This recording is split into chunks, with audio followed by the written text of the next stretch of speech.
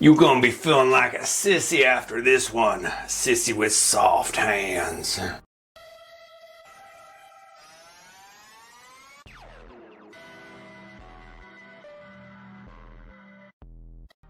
Welcome back to Self-Built. Today I'm going to show you the best way that you can be doing a sissy squat.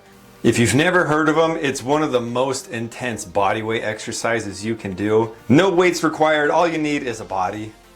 So if you don't have one, go find one and throw it on your shoulder and start working out with it. I'm going to be adding a twist. I'm adding one piece of equipment that makes it feel way better, and it helps you really focus on just killing your quads. What we're using is a dip belt.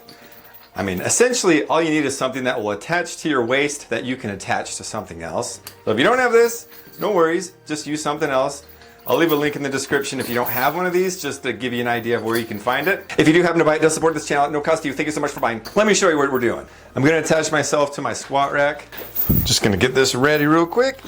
And we are ready. Hardest thing we gotta do about this is attach just like so, or any way that you're gonna attach yourself. Foot placement does matter. It changes depending on how close you want to stand to your anchor or how far away. Will either make it a little bit easier or a little bit harder. And what that would look like is you'd be starting at something like this or being more upright. My foot placement, I like to have it basically heels touching or very close and toes out. That's how the way Tom Platz used to do it. And if you don't know who that is, these are his legs right there. There's no questions after that. Case closed. Try out some of his things. He might have been onto something.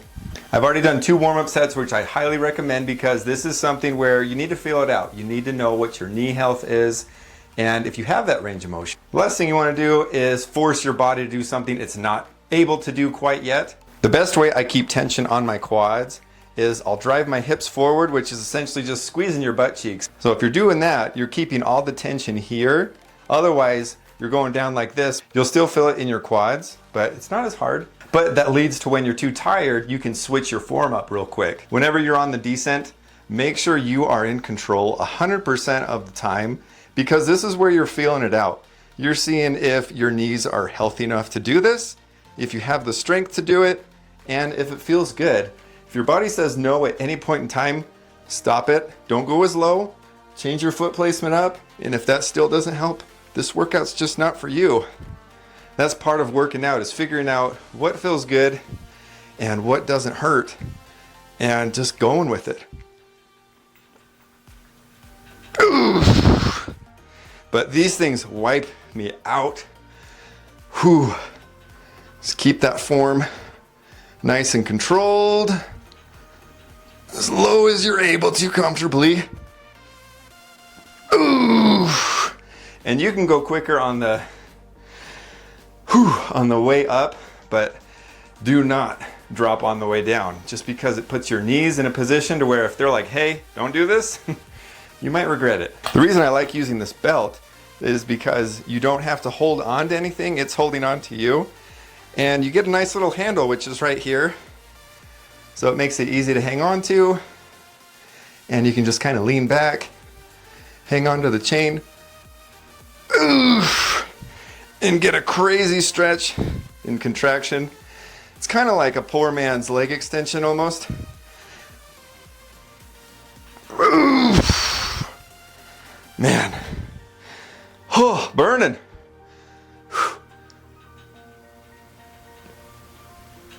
Yeah. Then when you get to the point, if you're not able to go all the way down, or if you don't trust yourself to be able to make it back up, you can let your form ease a little bit.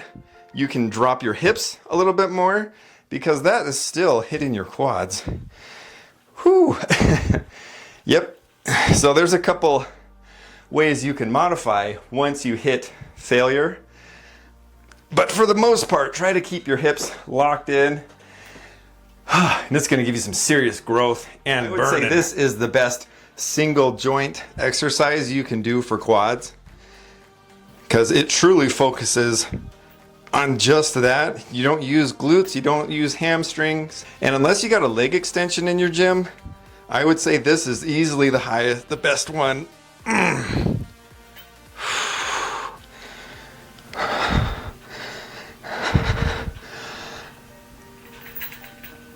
Ooh.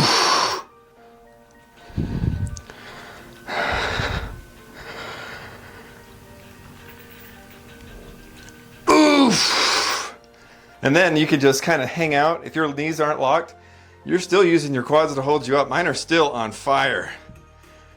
Oof. Just gonna do some shallower reps to keep going. Okay.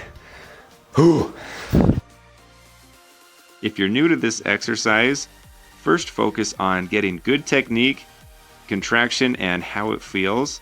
Don't worry about going crazy deep. That'll come with patience and consistency. You just want to see how your body reacts to this and how your knees like it. And you can also do certain things to help with that. You can do some stretches in your daily routines. It should help out. But just focus on getting that pure form, and then don't worry, that depth will come.